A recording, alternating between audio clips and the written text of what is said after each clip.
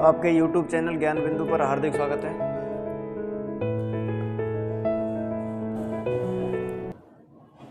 कल के जो हमारा कल टेस्ट हुआ था उसका सॉल्यूशन आज हम देखेंगे। जिन्होंने टेस्ट नहीं दिया था वो भी देख सकते हैं और वो अपने आंसर कमेंट करके बता सकते हैं। पहला क्वेश्चन था हमारा, मारवाड़ की नूरजहां किसे कहा जाता है? नूरजहां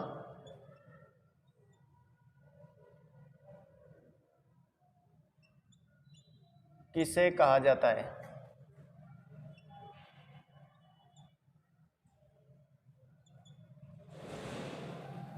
मारवाड़ की नूरजहां किसे कहा जाता है?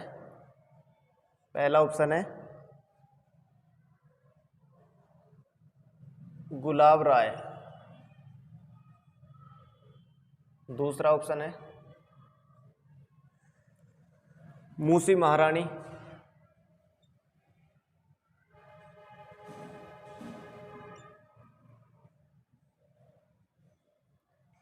तीसरा ऑप्शन है इंद्र कुंवरी,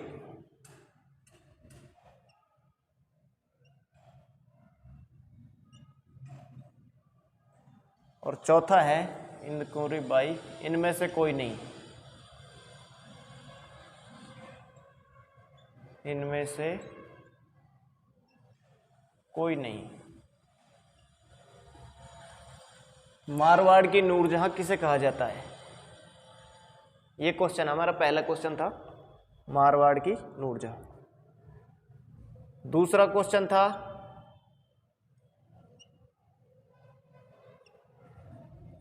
शाही बर्तनों की बजाय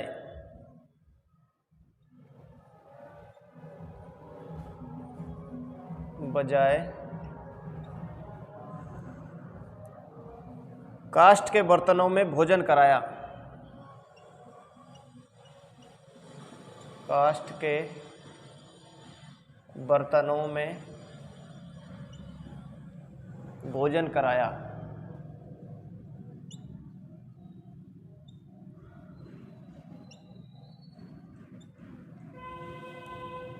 इस कारण राजस्थान में चर्चित महिला।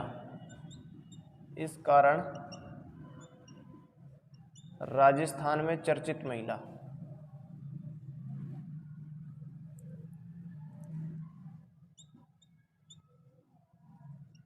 चर्चित महिला, राजस्थान में चर्चित महिला वो कौन थी? ऑप्शन ए रंगा देवी, ऑप्शन बी कर्पूरी देवी, सी अनारा बेगम,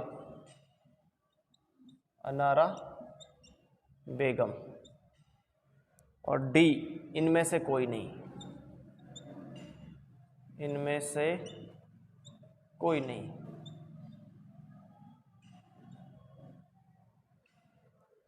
तो मारवाड़ की नूरजहां किसे कहा जाता है?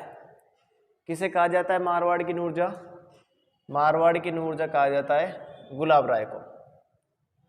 ये हमारा सही आंसर है इसका। मारवाड़ की नूरजहां किसे कहा जाता है? गुलाब राय को। शाही बर्तनों की बजाय काष्ठ के बर्तन यानी कि लकड़ी के बर्तनों में भोजन कराया, इस कारण राजस्थान में चर्चित महिला। रंगा देवी थी क्या? नहीं थी रंगा देवी। कर्पूरी देवी ये भी नहीं थी। अनारा बेगम भी नहीं थी। तो इनमें से कोई नहीं आंसर है इसका। इसका क्या है? इनमें से कोई नहीं। इनमें से कोई नहीं में कौन सी आएगी? जो जसवंत देवरानी थी, जसवंत सिंह की पत्नी, जसवंत सिंह की पत्नी थी ये, की पत्नी जसवंत दे थी। जब ये युद्ध में हार के वापस आता है और इसके दरवाजे, महल के दरवाजे इसके लिए रानी बंद करवा देती है, लेकिन इसकी माँ के कहने पर दरवाजे को खुलवाती है। कौन? जसवंत दे। जब जसवंत सिंह की माँ कहती है तब जसवंत दे दरवाज़ा खुलवाती है, नहीं तो ये गेट बंद करवा दिया इसने महल का दरवाजे। तो तब ये क्या करती है, बाद में जसवंत सिंह को लकड़ी के बर्तनों में भोजन करवाती है, इनकी शाही बर्तनों की बजाय, जो इनके सोने चांदी के जो बर्तन रहते हैं उनमें भोजन नहीं कराने के बजाय किसमें भोजन कराती है, लकड़ी के बर्तनों में। वो कौन थी?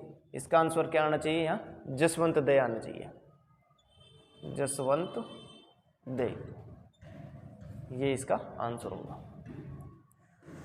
ठीक है, 2 क्वेश्चन हो गए हमारे। तीसरा क्वेश्चन है, राजस्थान की सबसे पश्चिमी तहसील कौन सी है? तो इसका आंसर क्या आएगा? राजस्थान की सबसे पश्चिमी तहसील,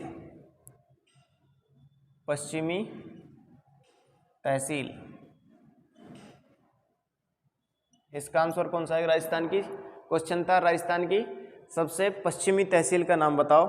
तो इसका आंसर क्या था? सम तहसील।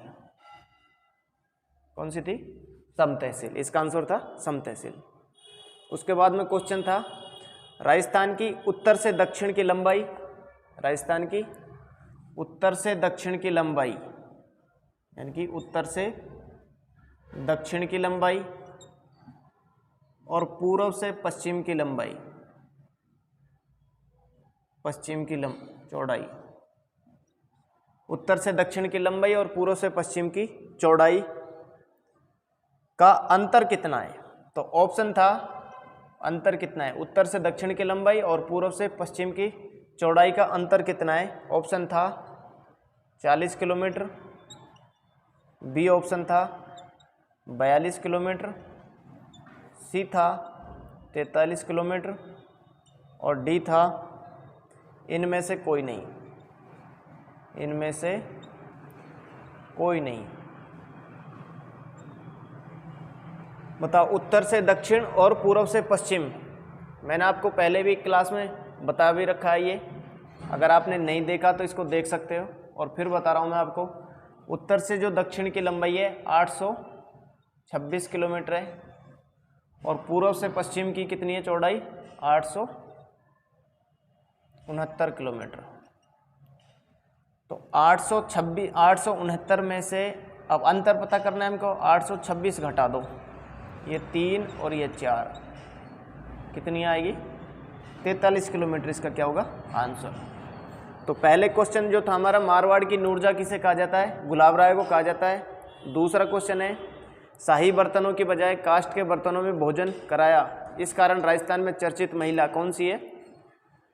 जसवंत दे थी। इसका आंसर था इनमें से कोई नहीं। तीसरा है, राजस्थान में सबसे पश्चिम में कौन सी तहसील है? सम तहसील है सबसे पश्चिम में। और राजस्थान की उत्तर से दक्षिण की लंबाई तथा पूर्व से पश्चिम की चौड़ाई का अंतर कितना है? 43 किलोमीटर का अंतर है।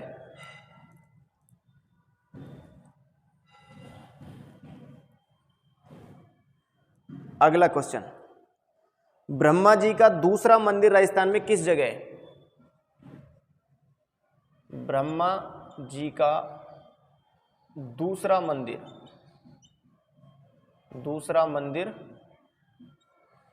राजस्थान में किस जगह है? किस जगह है बता सकते हो क्या?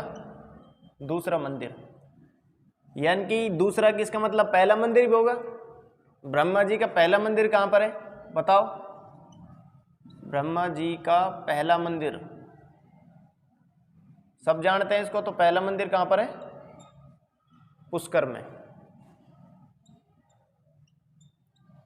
पहला मंदिर कहां पर है? पुष्कर। और दूसरा मंदिर, इसमें ऑप्शन था ब्रह्मा जी का दूसरा मंदिर का है। अब कई स्टूडेंटों से क्या गलती हुई, डायरेक्ट उनके दिमाग में क्या चल रहा था? पुष्कर चल रहा था। तो पहला ऑप्शन था आसोत्रा बाड़मेर। इसका पहला ऑप्शन क्या था? आसोत्रा बाड़मेर। और दूसरा ऑप्शन क्या था? पुष्कर था। अब दिमाग में क्या चल रही है, ब्रह्मा जी का मंदिर, दूसरा देख नहीं रहे तो क्या कर दिया, पुष्कर कर दिया कईयों ने। और तीसरा ऑप्शन है दोनों जगह, और चौथा था कहीं नहीं। चौथा ऑप्शन क्या था, कहीं नहीं। अब कई तो यहां चक में खा गए, कई तो यहां बोल्ड हो गए, और ज्यादातर 90% यहां पर बोल्ड हुए पुष्कर पर। इसलिए ब्रह्मा जी का दूसरा मंदिर कहां पर है, आसोत्रा बाड़मेर में, यह ध्यान रखना है। ब्रह्मा जी का दूसरा मंदिर कहां पर है, आसोत्रा बाड़मेर में। ये हो गया। अगला क्वेश्चन, पुष्कर झील पर कुल 52 घाट हैं, इनमें सबसे बड़ा घाट कौन सा है। पुष्कर झील पर 52 घाट हैं, 52 घाट हैं, ये क्वेश्चन था अगला। पुष्कर झील पर 52 घाट हैं, इनमें सबसे बड़ा घाट कौन सा है। इनमें सबसे बड़ा घाट, सबसे बड़ा घाट कौन सा है, कौन सा है, सबसे बड़ा घाट बताना है कौन सा। तो सबसे बड़ा घाट का कैसे पता लगेगा, ऑप्शन था पहला मेरी घाट, मेरी घाट, इसको क्या कहते हैं, जनाना घाट भी कहते हैं, ठीक है। एक था भोणा घाट, भोणा घाट, ये पहले इसका नाम भोणा घाट था, अब वर्तमान में इसका नाम गुर्जर घाट है, गुर्जर घाट। अब वर्तमान में क्या है इसका नाम, गुर्जर घाट। पहले इसका नाम क्या था, भोणा घाट नाम था। ये मेरी घाट जनाना घाट है। उसके बाद में जयपुर घाट, जयपुर घाट, और चौथा है गऊ घाट, गऊ घाट। तो हमारा क्वेश्चन क्या है, पुष्कर झील पर 52 घाट है, कुल कितने घाट हैं, 52 घाट हैं, इनमें से सबसे बड़ा घाट कौन सा है, सबसे बड़ा घाट। तो सबसे बड़ा घाट कौन सा है, जयपुर घाट है। तो इसका आंसर क्या हो गया, जयपुर घाट। अब कई पूछ रहे कि भोणा घाट नहीं है, इसका गुर्जर घाट का पहले नाम क्या था, भोणा घाट था, ठीक है। तो ये क्या है, सबसे बड़ा घाट कौन सा हो गया, जयपुर घाट। ये क्वेश्चन हो गया। जयसमंद झील को और किस नाम से जानते हैं, अगला क्वेश्चन। जयसमंद झील को और किस नाम से जानते हैं, बताओ। जयसमंद,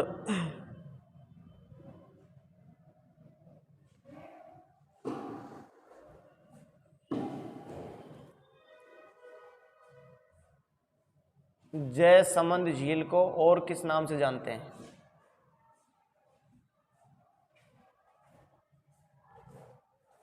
और किस नाम से जानते हैं।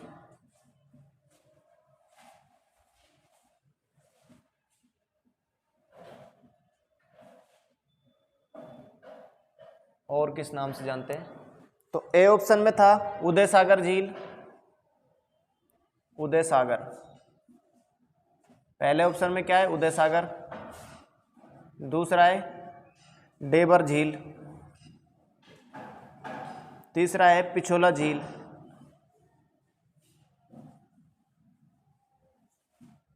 पिछोला झील और प्यारी।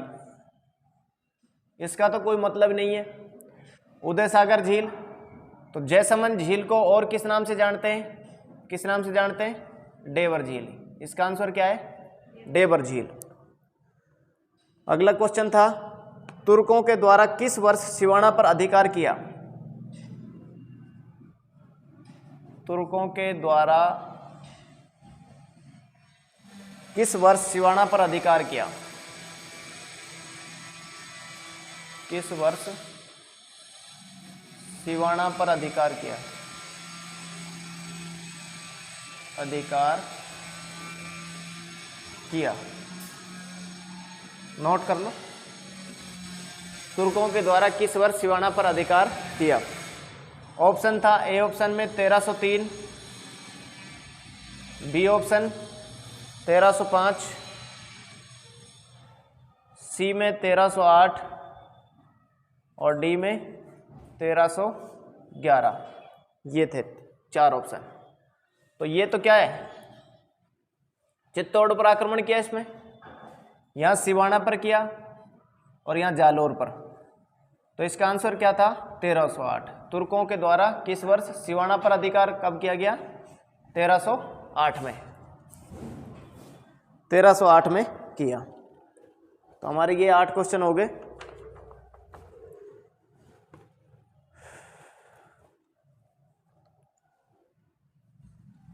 अगला क्वेश्चन था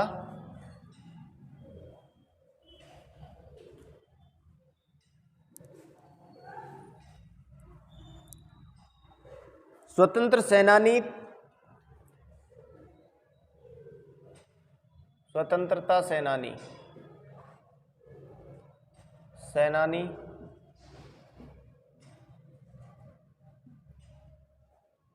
तात्या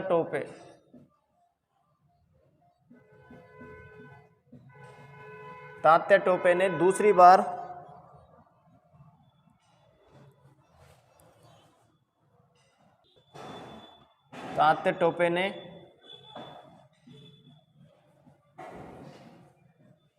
दूसरी बार राजस्थान में किस स्थान पर प्रवेश किया, दूसरी बार राजस्थान में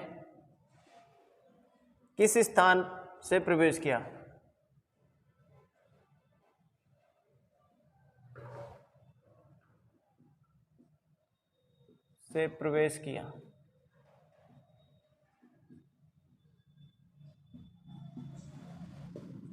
किस स्थान से प्रवेश किया, किसने, स्वतंत्रता सेनानी तात्या टोपे ने दूसरी बार राजस्थान से किस स्थान से प्रवेश किया। ए ऑप्शन है बांसवाड़ा,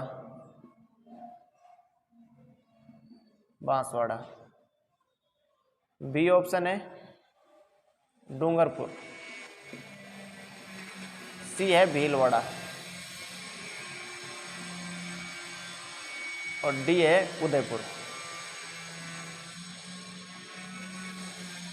स्वतंत्रता सेनानी तात्या टोपे ने दूसरी बार राजस्थान में किस स्थान से प्रवेश किया, तो आंसर है इसका बांसवाड़ा से प्रवेश किया था उसने। कहां से किया, बांसवाड़ा से। तरुण राजस्थान समाचार पत्र के व्यवस्थापक थे। अगला क्वेश्चन है तरुण राजस्थान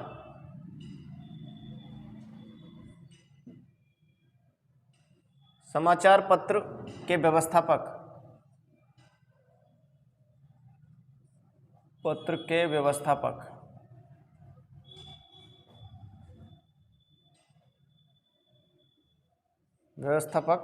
थे।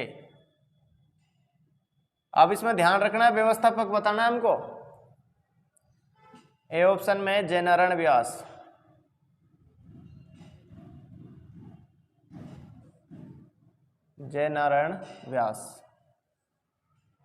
बी में है अर्जुन लाल सेठी। अर्जुन लाल सेठी कौन है, ये जैन था, ये इसको मुस्लिम समझ के दफना दिया गया था। मणिलाल कोठारी,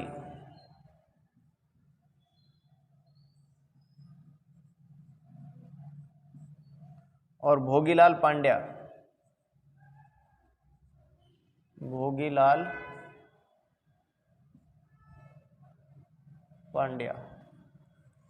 तो इसका तरुण राजस्थान का व्यवस्थापक कौन था, जयनारायण व्यास था। ये इसका आंसर क्या है, जयनारायण व्यास। नोट करो इसको।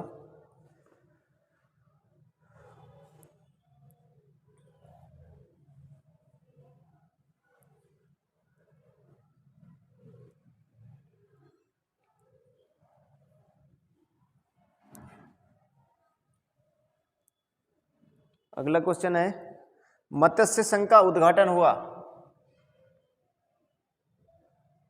मत्स्य संघ का उद्घाटन हुआ।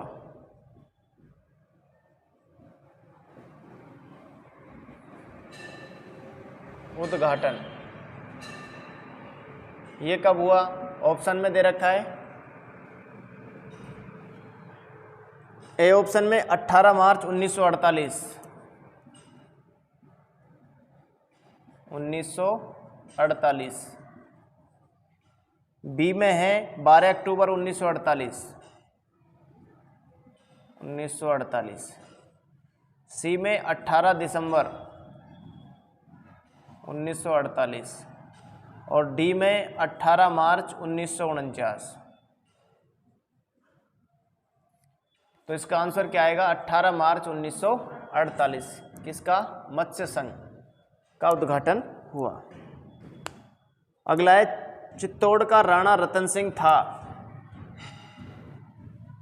चित्तौड़ का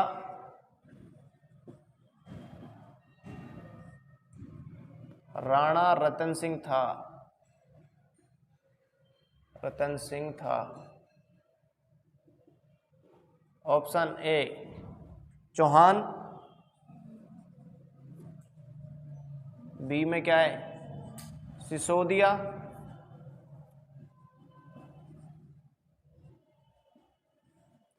ए में चौहान, बी में सिसोदिया, सी में चंदेल और डी में गोहिल। बताओ जल्दी से कमेंट करो। चित्तौड़ का राणा रतन सिंह था, बताओ चौहान था कि सिसोदिया था कि चंदेल था कि गोहिल था?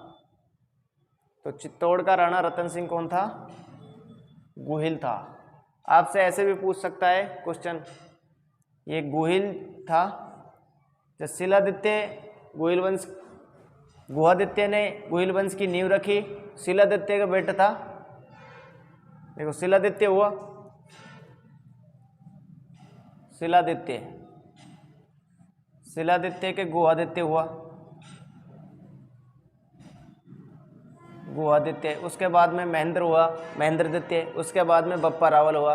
तो रावल शाखा स्टार्ट की बप्पा रावल ने, महेंद्रदित्य हुआ, यानी कि गोहिल वंश की नींव किसने रखी? गुहादित्य ने रखी।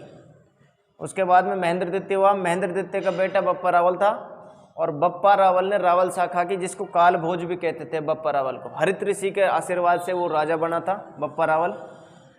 और उसके बाद में बप्पा रावल हुआ, उस इसी वंश में आगे आलू रावल आता है एक, जिसने आलू शाखा, आलू रावल, अल्लट नाम का शासक जिसको आलू रावल कहते थे, जिसने हरिया देवी से विवाह किया था। हूण राजकुमारी हरिया देवी, पहली अंतर्राष्ट्रीय शादी थी उसकी। तो गुहादित्य गोहिल वंश का संस्थापक है। आपसे ये पूछ सकते हैं कि रावल शाखा का अंतिम शासक कौन था? तो रावल शाखा का अंतिम शासक भी कौन है? रतन सिंह था। रावल शाखा का अंतिम शासक, अंतिम शासक, अंतिम शासक कैसे हुआ रावल शाखा का? ये रतन सिंह, ये इस वजह से था रावल शाखा का अंतिम शासक क्योंकि 1303 में चित्तौड़ पर आक्रमण कर दिया। किसने? अलाउद्दीन खिलजी ने, एके ने आक्रमण कर दिया। अलाउद्दीन खिलजी ने जब आक्रमण किया तो इसमें राणा रतन सिंह मारा जाता है और इसकी जो पत्नी रहती है पद्मनी, वो जौहर कर लेती है। इसके दो वंशज थे, रहाप और महाप, रहाप व महाप, इनको जंगल में छोड़ देता है क्योंकि वंश को बचाना रहता है, इसलिए अपने वंशजों को छोड़ दिया। बाद में इनके वंशज सिसोदा गांव में जाकर रहने लगे और वो सिसोदिया कहलाए और राणा हमीर शासक बना 1326 से। राणा हमीर शासक बना 1326 से और 1364 तक उसने शासन किया था राणा हमीर ने। तो ये सिसोदा ग्राम में जाने रहने के वजह से यही गोहिल वंश की, जो गोहिल वंश था आगे क्या बन गया? सिसोदिया बन गया।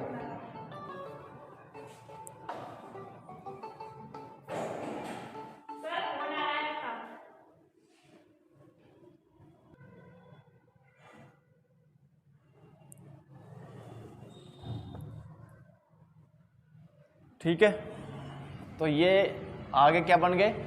सिसोदिया बन गए थे, गोहिली सिसोदिया बन गए थे आगे जाके। उसके बाद में अगला क्वेश्चन है, अलाउद्दीन खिलजी ने रणथंबोर पर आक्रमण क्यों किया?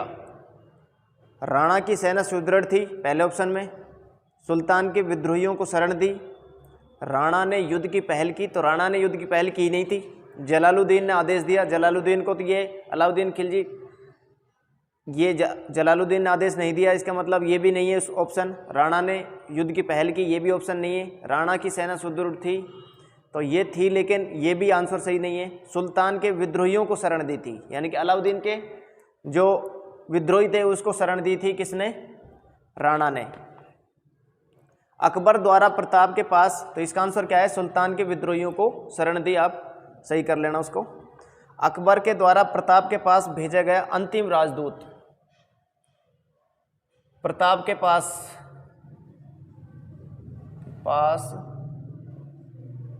अकबर द्वारा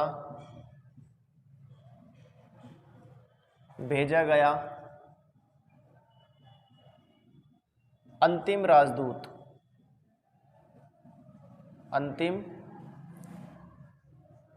राजदूत। अब अंतिम राजदूत बताना है आपसे, ये अंतिम की जगह प्रथम भी पूछ सकता है, बीच का भी पूछ सकता है। तो प्रताप के पास, यानी कि महाराणा प्रताप के पास में किसके द्वारा भेजा गया? अकबर के द्वारा। तो इसकी ट्रिक है एक, जमा भट्टो, ये ध्यान रखना, जमा भट्टो। क्या है? जमा भट्टो। जैसे जलाल खां, पहला कौन था? जलाल खां, ये पहला जलाल खां था। दूसरा जो भेजा गया मान सिंह था। तीसरा भगवंत दास था, भगवंत दास तीसरा था। और चौथा था टोडरमल, टोडरमल। तो ऑप्शन में था जलाल खां, मान सिंह, भगवंत दास और टोडरमल। कौन कौन से थे?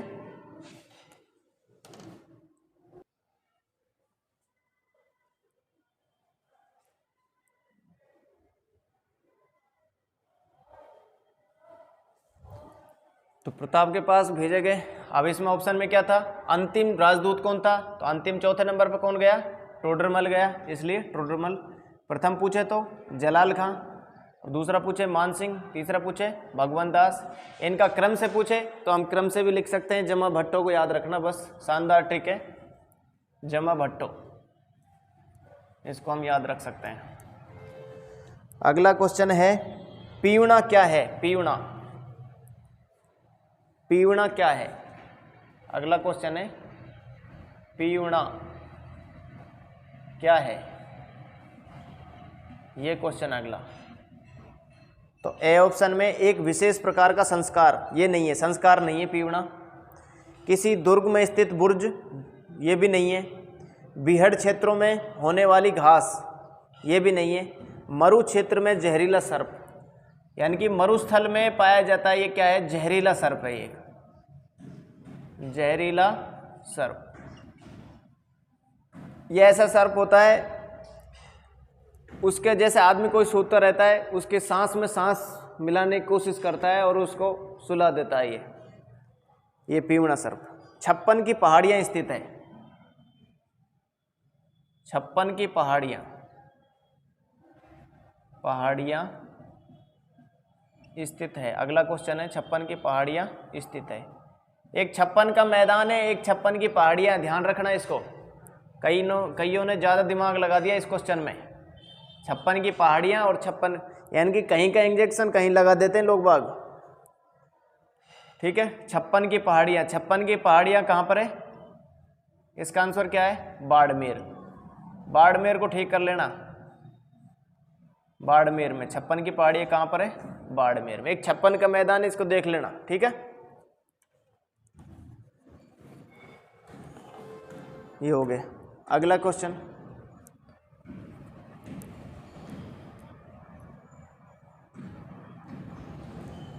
लूणी की एकमात्र सहायक नदियां जो अरावली से नहीं निकलती है। लूणी की एकमात्र सहायक नदी जो अरावली से नहीं निकलती है, जो अरावली से नहीं निकलती है, देखो इसमें जितनी भी बड़ी ई की मात्रा आएगी वो सब लूनी की सहायक नदियाँ, ये ध्यान रखना। एक तो सबसे बड़ी बात ये है, सूकड़ी जैसे इसमें बड़ी ई की मात्रा है, सूकड़ी नदी, तो ये क्या है, लूनी की सहायक नदी है। दूसरा लीलड़ी, देखो इसमें भी बड़ी ई की मात्रा है। तीसरी है बांडी, इसमें भी बड़ी ई की मात्रा है। और चौथी है जोजड़ी, इसमें भी बड़ी ई की मात्रा है।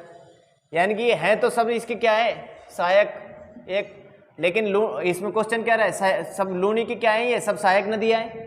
लेकिन क्वेश्चन क्या कर रहा है, लूनी की एकमात्र सहायक नदी जो अरावली से नहीं निकलती है। कहाँ से नहीं निकलती है, अरावली से। तो आंसर आएगा जोजड़ी। कौन सा आएगा, जोजड़ी। अगला है सर्वाधिक त्रिवेणी संगम बनाने वाली नदी। सर्वाधिक त्रिवेणी संगम बनाने वाली नदी, बनाने वाली नदी, ये भी शानदार क्वेश्चन है। सर्वाधिक त्रिवेणी संगम बनाने वाली नदी, देखो बताओ, कोशिश करो सभी अपने कमेंट में बताओ इस चीज को कि सर्वाधिक त्रिवेणी संगम बनाने वाली नदी कौन सी। पहला ऑप्शन है चंबल। चंबल पर कौन कौन सा त्रिवेणी संगम बनता है ये बताओ। बी है बनास, और सी है माही, और डी है लूनी। लूनी, तो इसमें कोई त्रिवेणी संगम बनता है क्या लूनी पर? इसमें क्या, इसमें तो बनता ही नहीं है त्रिवेणी संगम लूनी में। अब बची चंबल, बनास और माही, ये तीन बनी है, बची है। तो इसमें रामेश्वर एक जगह है, वहां पर बनता है त्रिवेणी संगम। और बनास में भी त्रिवेणी संगम बनते हैं। माही जो नदी है ये कर्क रेखा को 2 बार काटती है, ऐसे निकलती है, ऐसे वापस हो जाती है। कर्क रेखा को 2 बार काटती है। चंबल कर्क रेखा को 1 बार काट रही है। चंबल क्या काट रही है, कर्क रेखा को 1 बार।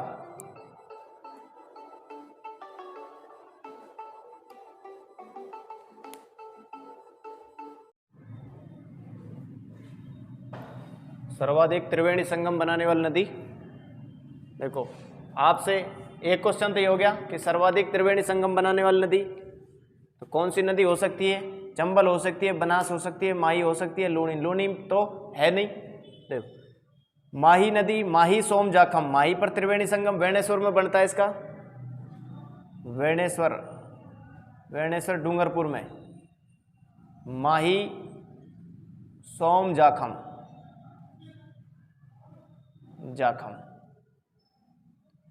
कौन कौन सी नदियों के संगम में, माही सोम जाखम का त्रिवेणी संगम बनता है वेणेश्वर में। बनास नदी पर 2 त्रिवेणी संगम बनते हैं, इस पर 1 त्रिवेणी संगम बना, और चंबल पर भी 1 त्रिवेणी संगम बनता है। इन चारों को, इनको मिलाकर 1, 2 और 2 4। आपसे पूछे कि कुल राजस्थान में कितने त्रिवेणी संगम बनते हैं, त्रिवेणी संगम कुल कितने त्रिवेणी संगम बनते हैं, तो 4 बनते हैं। एक तो ये ध्यान रखना आपको, कितने बनते हैं, 4 त्रिवेणी संगम बनते हैं।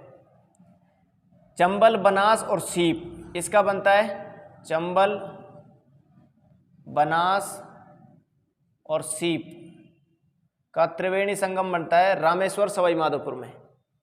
कहाँ बनेगा इसका, रामेश्वरम सवाई माधोपुर में।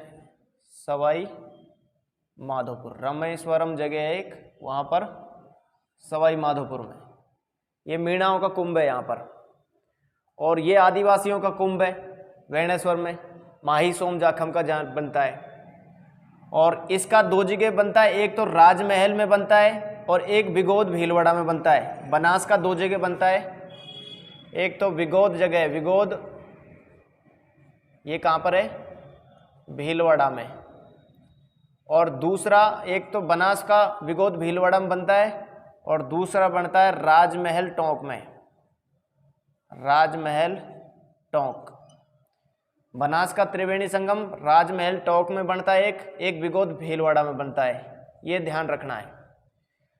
यहाँ विगोद भीलवाड़ा में बनास के साथ में बनास, बेड़च और मेनाल, यहां बनेगा बनास, बेड़च और मेनाल, इनका त्रिवेणी संगम बनता है। यहां बनास, बेड़च और मेनाल का त्रिवेणी संगम बनेगा यहां, बनास, बेड़च और मेनाल का। और राजमहल में बनेगा बनास, खारी और डाई। ये राजमहल में बनास नदी, एक खारी नदी है और एक डाई, ये इनका त्रिवेणी संगम बनेगा। बनास, खारी और डाई का त्रिवेणी संगम बनेगा राजमहल टोंक में। और बिगोद, भीलवाड़ा में बनेगा बनास, बेड़च और मेनाल। इस तरीके से यानी कि 4 त्रिवेणी संगम बनते हैं। दोबारा से देख लो, यानी कि अब क्वेश्चन क्या था, सर्वाधिक त्रिवेणी संगम बनाने वाली नदी कौन सी है? बनास नदी, यानी कि 2 बन रहे हैं ना इस पर चंबल पर 1 बन रहा है, माही पर 1 बन रहा है और बनास पर कितने बन रहे हैं? 2। इसलिए हमारा आंसर क्या है, सर्वाधिक त्रिवेणी संगम किस पे बन रहे हैं? बनास नदी पर। तो चंबल नदी पर चंबल, बनास और सीप का त्रिवेणी संगम, और माही नदी पर माही, सोम, जाखम का त्रिवेणी संगम। नोट करना है तो कर सकते हो, करना है नोट।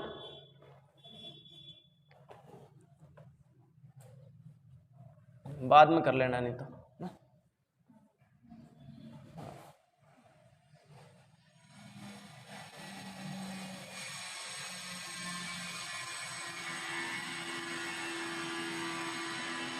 अगला क्वेश्चन है, खंभों का नगर कहलाता है।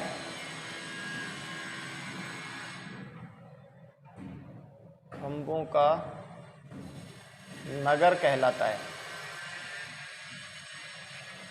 नगर या शहर है ना, खंभों का नगर कहलाता है। अब खंभे जिसमें किस में ज्यादा है? ऑप्शन है, A option Kiradu, B option है ओसिया,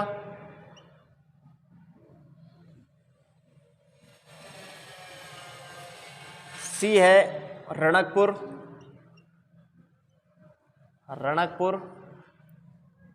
और डी है मंडोर। तो खंभों का नगर किराड़ू में नहीं है, ओसिया में नहीं है, मंडोर में नहीं है, किस में है? रणकपुर में। 1444 खंभे हैं इसमें। यहाँ रणकपुर कहाँ पर है? पाली में। इसलिए कितने खंभे हैं यहाँ पर? 1444 खंभे हैं, इसलिए खंभों का नगर कहते हैं इसको, ये मान सकते हो आप। यानी कि खंभों का नगर कौन सा है? रणकपुर।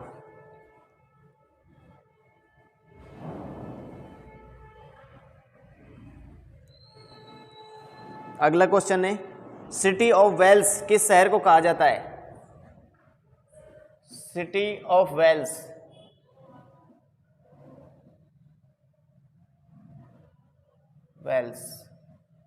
सिटी ऑफ वेल्स किस शहर को कहा जाता है? यानी कि घंटियों का शहर। अगर हिंदी में आ जाए तो घबराना नहीं है, क्या है इसका मतलब?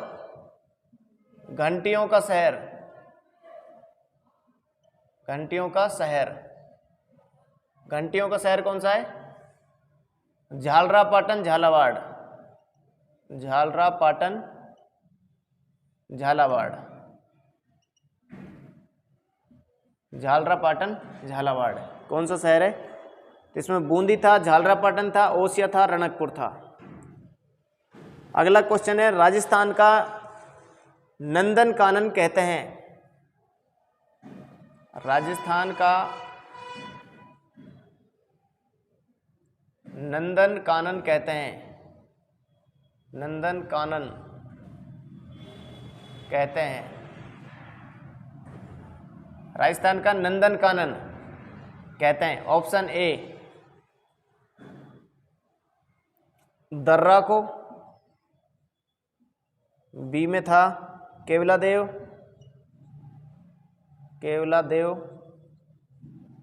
सी में है सरिस्का, और डी में है रणथंबोर। रणथंभौर। तो राजस्थान का नंदन कानन किसे कहते हैं? सरिस्का को कहते हैं, सरिस्का। ठीक है। अगला क्वेश्चन है, राजस्थान का खजुराहो कहलाता है।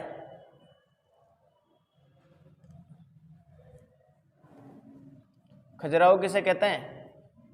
एक मिनी खजुराहो है, एक खजुराहो है, एक मेवाड़ का खजुराहो है।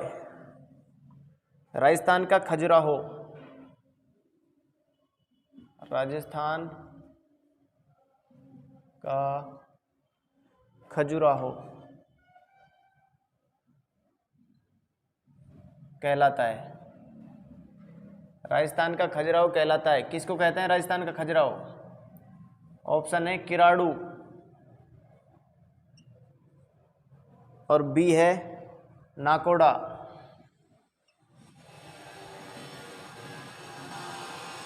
सी रणकपुर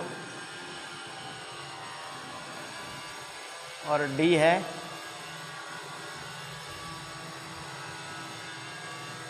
जगत। तो राजस्थान का खजुराहो किसे कहते हैं? किराड़ू को कहते हैं। राजस्थान के खजुराहो किसे कहते हैं? किराड़ू। विषम घाटी पंचानन कहा जाता है। अगला क्वेश्चन है, विषम घाटी पंचानन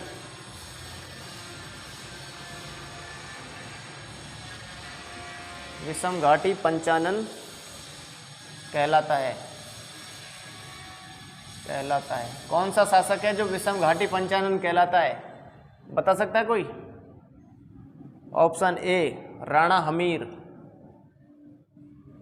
राणा हमीर, आदम में और आएगा इसमें। राणा हमीर, बप्पा रावल, बप्पा रावल, राणा सांगा,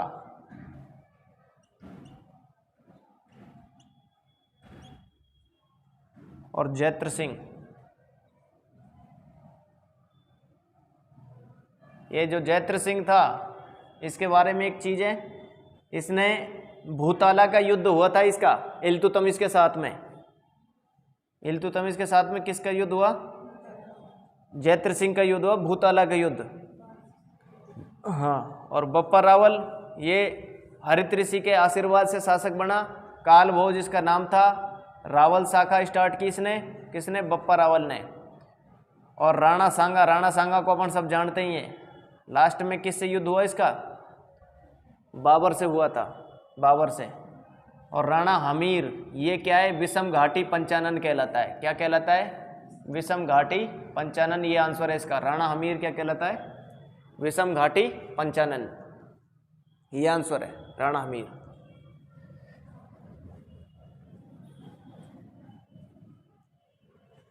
नेक्स्ट क्वेश्चन है, कलयुग का कर्ण किसे कहा जाता है? कलयुग का कर्ण, कलयुग का कर्ण किसे कहा जाता है?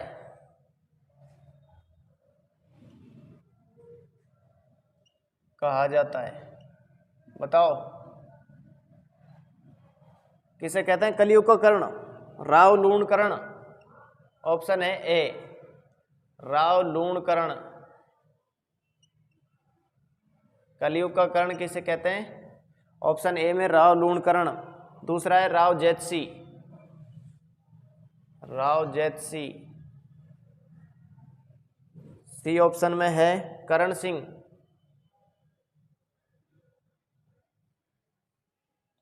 और डी में है राय सिंह। बताओ जल्दी से, कलयुग का कर्ण किसे कहते हैं? हाँ, तुक्के लगाओ, नहीं आता तो तुक्के लगाओ। कलयुग का कर्ण किसे कहते हैं? कमेंट में बताना इसको आपको।